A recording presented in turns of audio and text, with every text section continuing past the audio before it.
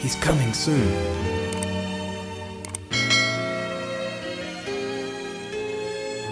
Shalom aleichem. Apa kabarnya? Luar biasa. Yes. Anak Tuhan, kita itu ya Bapak Ibu Saudara yang dikasih oleh Bapak Yahweh, hari ini kita kembali merayakan Sabat di RF Sabat Shabbat Shalom kita kali ini, dan saya akan menyampaikan Dabar Elohim yang saya beri judul Ambyar. Saudara yang dikasih oleh Tuhan, saya yakin kalau orang Jawa pasti tahu apa itu ambyar, saudara.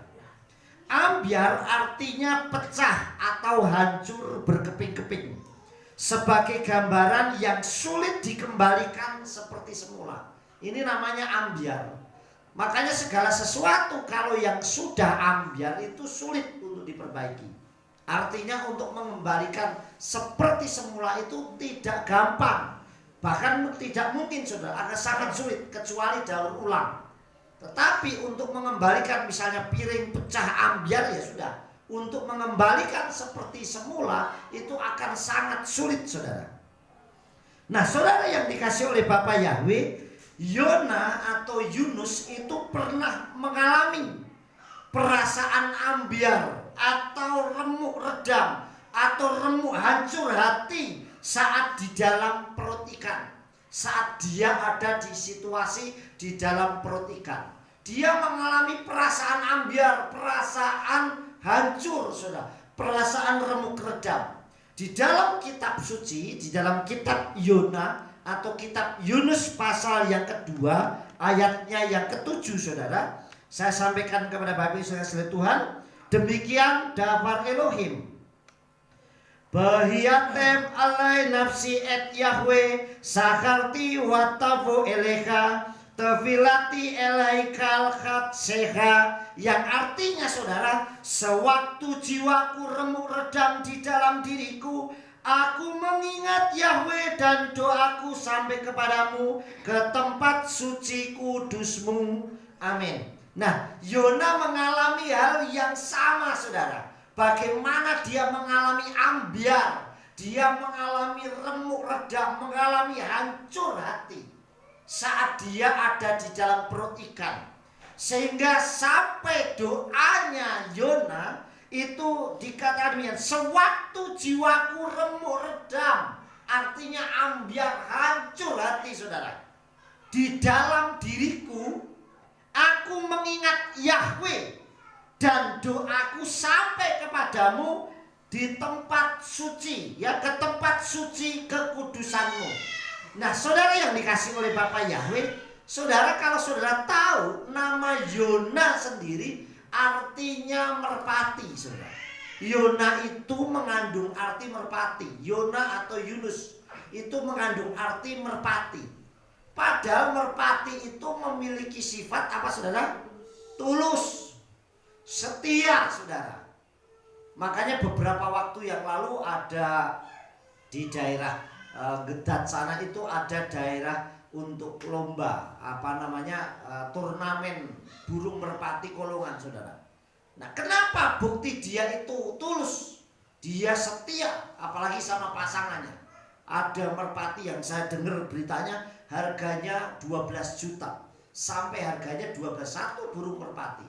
Ini belum seberapa. Yang di Pekalongan itu burung merpati satu dibeli harganya 1,5 M. Saya lihat di YouTube-nya.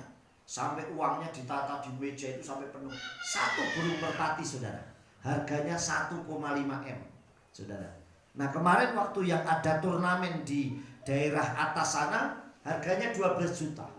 Nah, sewaktu dia dilepas dan harus masuk ke kolong, saudara, itu, nah, istilahnya dikrepek, dipanggil pakai pasangannya, saudara. Burung itu turunnya sangat cepat. Sayangnya tidak di lokasinya, karena lokasinya kan dikasih busa, saudara. Sehingga kalau jatuh pun tidak mematikan, tapi itu turunnya itu di tanah, sehingga burung itu mati, saudara. Bayangkan sampai yang punya, dia diem saja sampai dia matanya itu katanya berkaca-kaca nangis. Kenapa? Bayangkan harganya 12 juta, saudara. Nah, itu cintanya, dia saking cintanya sama pasangannya, dia turun, dia tidak tahu situasinya di bawah. Dan itu sampai akhirnya mati kemarin yang hari Sabtu yang lalu, saudara. Nah, Yona itu memiliki sifat harusnya sesuai namanya, yaitu merpati, harusnya tulus. Tetapi kenapa saudara yang dikasihi Tuhan, justru saat dia mendapat visi, dia mendapat perintah dari Abah Yahweh pergi ke Niniwe, justru dia pergi ke Tarsis. Artinya berseberangan dari Tuhan.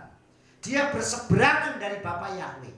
Nah, kalau orang dapat visi Tuhan dan dia berseberangan dari Tuhan, apalagi dia menjauh, artinya dia pergi tiket ke Tarsis, artinya dia menjauh dari Bapa Yahweh, semakin melarikan diri dari Tuhan. Orang kalau punya masalah, semakin menjauh dari Bapa Yahweh, akan semakin banyak masalah. Bukan berarti malah ringan masalahnya, aku gak mau. Justru semakin menjauh dari Bapa Yahweh dan berseberangan dari Bapa Yahweh, justru semakin banyak masalah. Buktinya apa, saudara? Saat dia membeli tiket dan naik kapal menuju Tarsis, justru semakin besar gelombang yang dihadapi. Tantangannya semakin besar. Dan dampaknya, saudara, dosa satu orang tapi mengakibatkan seluruh kapal berbahaya. Ini dosa satu orang, dampaknya seluruh isi kapal. Jadi yang membuat bahaya bukan hanya dirinya sendiri, tetapi seisi penghuni, seisi penumpang kapal. Nah, seharusnya kalau Yona itu tulus seperti merpati, saudara, dia pasti tidak melarikan diri. Buktinya apa, saudara? Setelah dia terlepas dari perut ikan dan dia masuk Niniwe, apa yang diucapkan oleh Yona didengar orang Niniwe. Amin. Itu membuktikan kalau Bapa Yahweh yang nyuruh, pasti Bapa perlengkapi. Amin. Kalau Bapa Yahweh yang utus, pasti dia diberikan kekuatan. Kalau Bapa Yahweh yang utus, pasti dia diberikan kemampuan, saudara. Buktinya saat dia berkhotbah, orang Niniwe bertobat. Amin. Karena memang dia diutus oleh Tuhan. Tapi kecuali kalau kita memutuskan diri, saudara, memaksakan diri, tidak dengar-dengaran suara Elohim. Nah, di sini dikatakan, sewaktu jiwaku remuk redam di dalam diriku, aku mengingat Yahweh, dan doaku sampai kepadamu, ke tempat suci kekudusanmu. Nah, kenapa Yona sampai mengalami ambyar atau remuk redam jiwanya? Karena Yona melarikan diri dari Abah Yahweh Elohim, sehingga menjauh dari kasih dan keselamatannya Bapa Yahweh. Karena dia melarikan diri, orang yang melarikan diri berarti semakin menjauh, saudara. Orang yang melarikan diri itu berarti semakin menjauh dari Bapa Yahweh. Kalau dia melarikan diri dari Bapa Yahweh, berarti dia semakin menjauh dari Bapa Yahweh. Kalau ada orang melarikan diri dari negara ini ke negara lain, berarti dia menjauh dari negara ini, saudara. Sama dengan Yona. Kenapa Yona sampai remuk redam, sampai ambyar artinya? Karena dia melarikan diri dari Bapa Yahweh. Artinya dia menjauh dari kasih dan keselamatan Bapa Yahweh. Seandainya dia ngikutin, pasti tidak mengalaminya, saudara. Nah, apa Yahweh Elohim besim Yeshua Mashiach sanggup mengembalikan? Mungkin kita nggak mampu mengembalikan hati yang remuk redam, hati yang hancur, sesuatu yang hancur. Tetapi saudara, Bapa Yahweh Elohim besim Yeshua Mashiach sanggup mengembalikan yang ambyar itu menjadi utuh kembali, menjadi baru kembali. Amin. Karena Bapa Yahweh sanggup. Caranya bagaimana supaya kita bisa mengembalikan diri kembali, yang ambyar itu bisa pulih kalau kita bersama dengan Bapa Yahweh? Yang pertama adalah mengingat Abah Yahweh Elohim. Artinya kembali kepada Tuhan sebelum terlambat. Nah, begitu Yona ada di perut ikan, pertama dia ingat adalah Bapa Yahweh. Amin. Makanya ayatnya dikatakan, saudara, sewaktu jiwaku remuk redam di dalam diriku, aku mengingat Yahweh. Bisa nggak saat kita dalam masalah, kita menghadapi pergumulan, kita menghadapi ketakutan, kita menghadapi kegelisahan, kita menghadapi penyakit, kita menghadapi ketakutan, yang kita ingat pertama kali adalah Bapa Yahweh. Dalam ingatan kita pertama, dalam masalah apapun yang kita ingat Tuhan, yang kita ingat adalah Bapa Yahweh. Bisa nggak kita lakukan seperti yang Yona lakukan? Jadi saudara, yang pertama kenapa Yona yang remuk redam Bapa Yahweh sanggup pulihkan? Kenapa Yona yang ambyar tadi bisa dipulihkan oleh Bapa Yahweh? Karena yang pertama mengingat apa Yahweh Elohim, artinya mau kembali kepada Bapa Yahweh Elohim bersama Yeshua Mashiach sebelum terlambat. Saudara, kenapa saya bilang sebelum terlambat? Banyak orang bilang begini, ayo bertobat, ayo tesufa, kembali kepada Bapa Yahweh. Nanti aku masih muda, aku masih kuat. Padahal kita nggak ada yang tahu. Begitu orang sudah sakit, terus nggak bisa apa-apa, baru pengen bertobat. Sekarang kerinduannya untuk ibadah luar biasa. Terlambat, saudara. Kenapa terlambat? Karena untuk ibadah saja butuh proses perjuangan. Wah, mau ibadah sudah sulit. Karena kalau ibadah harus naik mobil, mungkin harus pakai kursi roda. Kenapa waktu sehat dia tidak datang? Nah, ini terlambat, saudara. Ya, kalau masih ada kesempatan kita bertobat. Kalau sudah tidak dan ternyata sudah meninggal, sudah mati, kemana kita mau bertobatnya? Sudah terlambat. Artinya, saudara, mengingat Bapa Yahweh sebelum terlambat. Amin. Kembali artinya mari tesufa. Tesufa itu berbalik kembali kepada Bapa Yahweh. Tidak nunggu tua, tidak nunggu sakit, tidak nunggu apapun, tetapi saat kita mendengar kebenaran, lakukan kebenaran itu. Amin. Jadi benar-benar berbalik. Di dalam kitab Tehillim atau Mazmur 77 ayat 12, demikian daftar Elohim. Saudara, dikatakan demikian saudara kasih oleh Bapa Yahweh. Mazmur pasal 77 ayatnya yang ke-12. Ya, di sini dikatakan begini saudara. Askirme aleyah ki eskira mikedem bil eha. Aku hendak mengingat perbuatanmu Yahweh. Aku hendak mengingat perbuatanmu ya. Ya, itu di situ dikatakan Yahweh. Karena seharusnya aku mengingat keajaibanmu pada zaman dahulu kala. Nah, kita seharusnya mengingat. Justru saat kita ini punya masalah, yang kita ingat Elohim. Apa yang kita ingat Elohim? Oh, saya dulu pernah ditolong. Berarti saya punya masalah ini pun pasti juga ditolong. Amin. Amin. Saya dulu mengalami ketakutan yang luar biasa. Saat ini saya mengalami ketakutan, saya pasti diberikan kekuatan. Karena dulu saya juga diberikan kekuatan. Amin. Mengingat Bapa Yahweh, mengingat perbuatannya saat menopang kita, mengingat perbuatannya saat menolong kita, mengingat setiap keajaiban-keajaibannya. Artinya saya yakin semua kita di sini pernah mengalami keajaiban atau mujizat yang Bapa Yahweh berikan. Amin. Saya ini sampai kagum melihat keajaiban Bapa Yahweh yang saya terima dengan luar biasa. Nah, itu selalu mengingat kalau dulu saya ditolong, apalagi sekarang pasti semakin saya mendekat, semakin saya akan ditolong oleh Bapa Yahweh. Amin. Itu yang pertama, saudara. Yang kedua, berdoa. Selain mengingat, berdoa, saudara. Berdoa artinya berserah dan memohon pertolongannya. Seperti Yona tadi. Yona katakan apa, saudara? Sewaktu jiwaku remuk redam di dalam diriku, aku mengingat Yahweh dan doaku. Artinya dia bukan hanya mengingat toh, ngelamun, tidak. Selain mengingat, dia berseru, dia berdoa kepada Bapa Yahweh. Amin. Yona berdoa. Makanya saat kita mengalami hal yang namanya ambyar, hancur hati, ketakutan, remuk redam, permasalahan, pergumulan, sakit penyakit, berdoalah. Artinya berserah dan memohon pertolongan Bapa Yahweh. Tuhan tolong saya, jangan lari kemana-mana. Nomor satu selain mengingat adalah butuh pertolongan Elohim. Di dalam kitab Matius 11 ayat 28 di situ dikatakan, Bo'u elaikal ha'amilim wa ha'amushim wa ani amsilahim nefuha. Yang artinya sudah datanglah kepadaku semua yang berlelah dan berbeban berat, maka aku akan menyegarkan kamu. Di situ dikatakan Yeshua menyampaikan daftar Elohim, saudara. Marilah, datanglah kepadaku semua. Nah, kata semua itu apapun masalah kita, saudara. Dikatakan datanglah kepadaku semua yang berlelah dan berbeban berat. Artinya kita yang punya masalah, yang lelah, yang capek. Capek itu bukan fisik saja, capek hati, capek pikiran, capek macam-macam, saudara. Nah, datanglah kepada Bapak Yahweh yang berlelah dan berbeban berat. Artinya tanggungannya besar, masalahnya besar yang dihadapi. Datanglah kepadaku, saudara. Datang kepada Yeshua, maka aku akan menyegarkan.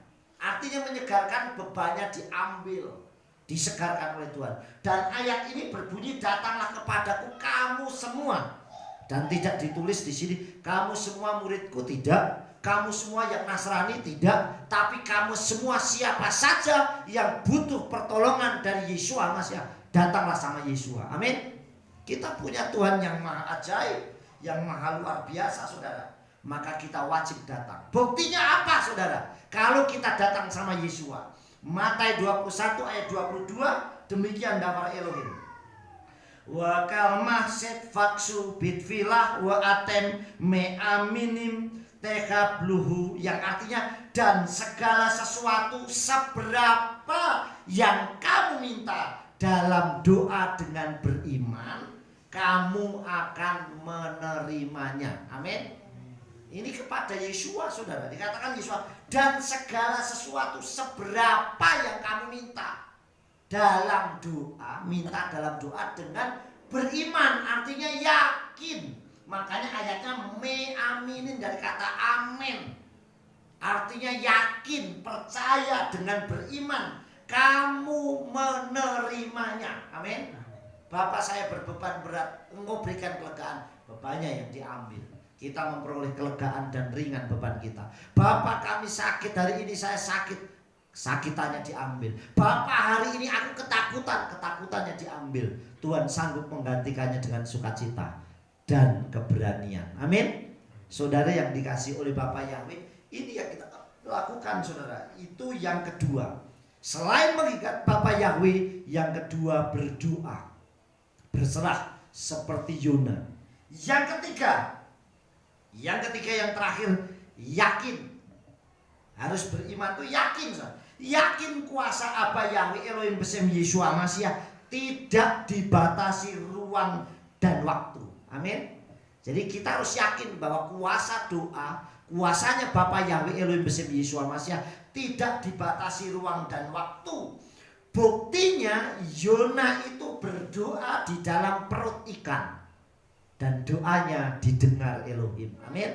Jadi saudara doa dimanapun, selama saudara doa dengan kesungguhan, ketulusan hati, tidak dibatasi ruang dan waktu. Amin. Saudara dimanapun saudara berdoa, saudara dalam ketakutanmu, mungkin dalam pelarianmu, mungkin dalam apapun, saudara. Wah Pak, saya dalam kesulitan, satu tempat yang waduh saya bisanya cuma ngumpet. Mungkin ngumpet ini aja di pos ronda. Mau dimanapun kuasa Bapak Yahweh tidak dibatasi ruang dan waktu. Saudara bayangkan kalau Yona itu di dalam perut ikan, saudara, dia bisa tetap berdoa berseru, saudara yang dikasih oleh Bapak Yahweh. Makanya dikatakan yakin, harus yakin, karena kuasa Bapak Yahweh Elohim Besem Yeshua Mashiach tidak dibatasi ruang dan waktu. Kita berdoa di sini. Orang yang di Amerika, di Australia, di Jakarta yang ikut live sama, saudara. Amin. Kuasanya sama, yang mengikuti live saat ini juga sama. Mereka tetap memiliki dan menerima kuasa yang sama, saudara. Kuasa Bapak Yahweh di sini maupun di India, maupun di Malaysia, di Indonesia, di timur, di barat, utara, selatan, kuasanya sama. Tidak pernah dibatasi ruang dan waktu. Amin. Kenapa kita berdoa di tempat ini? Kita mendoakan orang yang ada di luar negeri atau di luar pulau, orang itu juga mengalami kesembuhan. Karena kuasa doa tidak dibatasi ruang dan waktu. Amin. Kuasa Bapa Yahweh Elohim tidak dibatasi ruang dan waktu. Nah saudara yang kasih, di dalam kitab Tehillim atau Mazmur pasal 23 ayat 4, demikian daftar Elohim. Gamki elek beki salmawet lo ira rahi ata imati sipteha umisanteha hema yenaka muni, yang artinya saudara, sekalipun aku berjalan dalam lembah bayang-bayang maut, tidak takut bahaya, karena Engkau besertaku, gadamu dan tongkatmu keduanya yang menghibur aku. Amin. Nah, saudara yang dikasih oleh Bapa Yahweh, di sini katakan sekalipun aku berjalan dalam lembah bayang maut, dalam lembah kekelaman. Artinya lembah bayang maut isinya menakutkan, isinya mengerikan. Namanya aja bayang maut. Maut itu kematian, bayang kematian, saudara. Wis mendekati di ujung tanduk. Mungkin sulit dibayang kematian di lembah bayang-bayang maut, saudara yang dikasih oleh Tuhan. Lembah kekelaman. Aku tidak takut. Ini yang membuat berbeda. Kenapa aku tidak takut? Karena kita harus yakin bahwa Engkau, yaitu Bapa Yahweh Elohim, besertaku. Jadi aku tidak pernah berjalan sendirian. Karena Engkau besertaku, Bapa Yahweh Elohim besertaku. Nah, Bapa Yahweh Elohim beserta kita dengan apa? Yaitu dengan gadamu dan tongkatmu. Gada itu berbicara kuasa, karena gada ini kan tempat untuk memukul. Artinya dengan kuasa. Perkataan saya sembuh, saya bangkit, saya tidak takut, saya berani, saya akan maju, saya akan kuat. Nah, ini perkataan, saudara. Dan dikatakan tongkatmu yang menghibur aku. Ada tongkat, artinya penuntun. Tongkat itu digunakan untuk menuntun kita keluar dari masalah itu. Tongkat itu dipakai untuk keluar dari bayang-bayang maut itu. Dan itulah dafar Elo yang menguatkan. Artinya Bapa Yahweh selalu menyertai kita. Amin. Seambiar apapun yang kita alami, Bapa Yahweh sanggup mengembalikannya. Amin. Amin. Seperti sedia kala. Bahkan mungkin kalau kita sakit dan divonis sudah tidak ada harapan, saudara yang dikasih oleh Tuhan, Bapa Yahweh sanggup pulihkan. Beberapa waktu yang lalu saya sharing di tempatnya Pak Nowo sama Mas Sebat yang dari Demak. Waktu anaknya sakit yang saya kunjungi di rumah sakit di mana Mardi Rahayu yang ada di Kudus, saudara. Seingat saya dia transfusi darah itu 21 kantong. Ternyata waktu saya ketemu kemarin diingatkan kembali dia habis berapa? 40 kantong. Bayangkan, habis transfusi darahnya 40 kantong. Dan dokter sudah dikatakan semua alat medis dicopot karena sudah beberapa saat nafasnya berhenti. Tetapi sampai hari ini anak itu tetap kuat dan sekarang bertumbuh. Amin. Anak itu tetap sehat. Kenapa? Karena Bapa Yahweh sanggup mengubahkan. Amin. Dan itu cara Bapa Yahweh Elohim yang unik.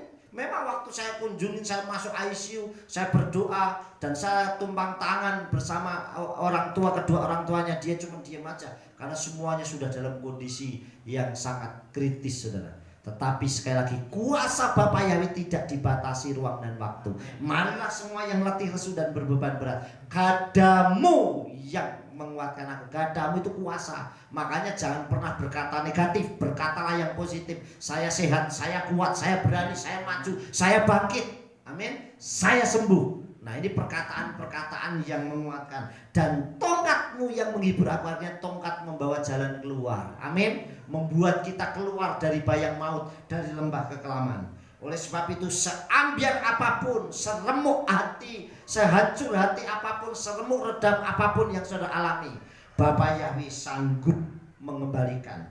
Apa Yahweh Elohim bersama Yesus Masih sanggup mengembalikan yang hancur, yang ambiar tadi menjadi pulih kembali. Ratap tangis kita menjadi kegirangan yang luar biasa. Amin. Sukses besar buat kita semua. Apa Yahweh Elohim bersama Yesus Masih memberkati.